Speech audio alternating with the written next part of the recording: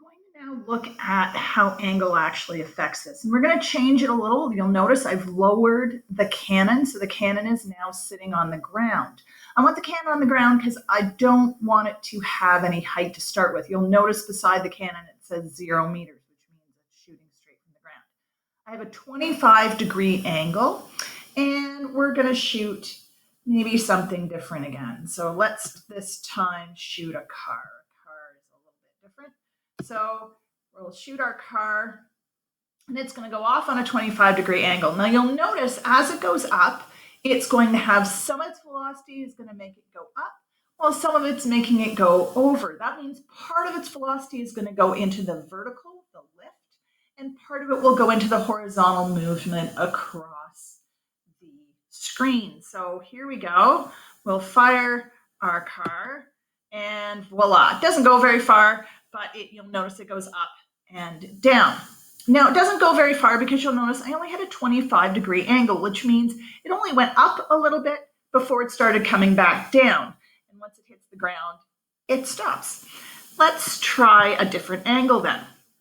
If I change the angle, let's say to 40 degrees, then I should have it be in the air longer. If it's in the air longer, then it should go further because it has the ability to move forwards. So there we go. It goes a little bit further. Hey, 2 stars for my target.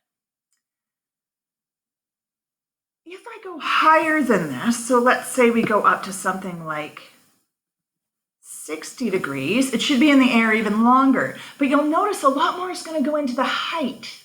So we have to think about if more is making it go up, if more that initial 12 meters per second is making it go up, will there be as much to move it over now? Because you'll notice the first 2, they were pretty flat. They had a lot of their velocity into going forwards.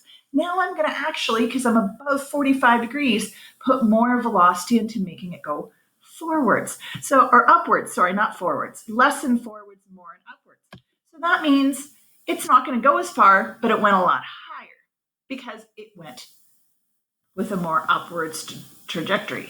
This is true if I increase it even more at 75, a lot of up and very little down. And that's because so much of that 12 meters per second went into making it go up in the first place. Okay, the last thing I want to discuss is kind of the maximum. So I've increased my velocity just a tad for fun, and I'm going to put this at 45 degrees. 45 degrees is the perfect velocity for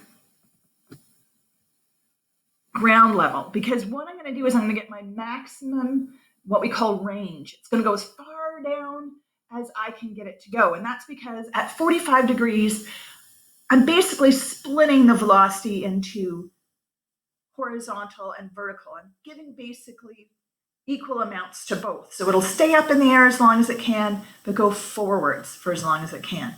So when I shoot it, it's going to go its maximum range.